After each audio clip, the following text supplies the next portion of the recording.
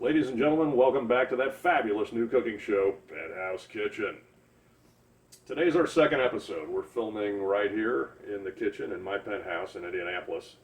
And for those of you who haven't seen the first episode, our objective is to help bachelors, or maybe even bachelorettes, anyone who needs to learn to feed himself, how to cook and impress a date, or generally class up some of the more easily obtainable dishes available on the supermarket shelves.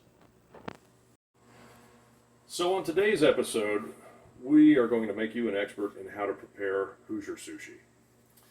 Now, for those of you non-Midwestern viewers, a Hoosier is someone from Indiana. Nobody knows why, nobody knows where it came from, it just is. But we're not Indianans, as I've heard so many times during election seasons on the news networks. We're Hoosiers. So, Hoosier sushi basically just means Indiana sushi.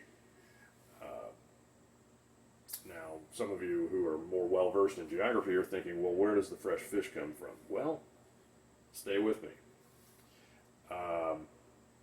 Indiana is known for a handful of things. People who are afraid to come to Indianapolis because we're the big city. If you're from Chicago and want to buy a handgun, the state line is only 30 minutes from the Loop. We forced Mike Pence on the world. Fattening foods, corn. Fattening foods made with corn. Here in Indianapolis every year in May we host the world famous it's the greatest spectacle in racing, the Indianapolis 500, where 350,000 visitors come to watch cars go nearly 250 miles an hour around in a circle, and they eat fattening foods made with corn. So, with that, let's begin. The first thing you're going to need, and the primary objective of any meal prepared in the Penthouse kitchen, is that it must be fast, easy, and require very little cleanup. So, all you're going to need is a sheet of aluminum foil, and go to your grocery store in the frozen food section and pick up whatever your favorite brand of corn dogs is.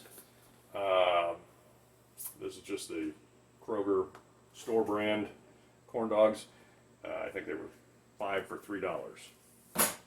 So follow very closely on the back of the box how to prepare them in a conventional oven. Do not microwave them if you are even thinking about that. Microwaves are for popcorn and leftovers. If you're some kind of rube who would nuke a corn dog, go back to Kokomo. You don't belong in Indianapolis. Okay, so follow that closely, prepare those, and we'll be right back after they're cooked. Okay, we're back. Our corn dogs are done, and we're going to show you exactly how to prepare. Okay, our corn dogs are ready to pull out of the oven.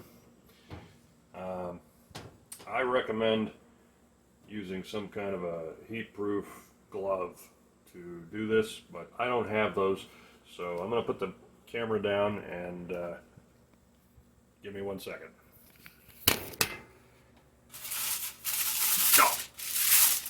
Okay. All right. So now, take your finished corn dogs, pull them off of the tinfoil, which can be discarded. 0 cleanup. One of the primary objectives in the Penthouse kitchen. Now the next thing you're going to do is pull the corn dogs. Let's see if I can do this with the camera. We're not real sophisticated here on Penthouse Kitchen. Hang on a minute. Just pull them off of the sticks.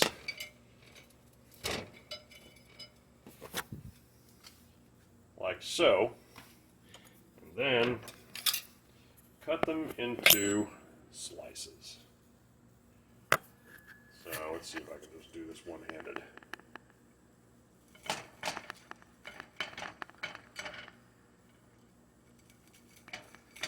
And so on.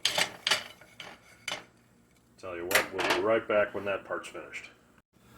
Okay, so once you have sliced your corn dogs and arranged them with the proper aesthetic, you've got your Hoosier sushi dipping sauces. I've garnished this particular platter with a watermelon spear. You're ready to enjoy your Hoosier sushi complete with chopsticks.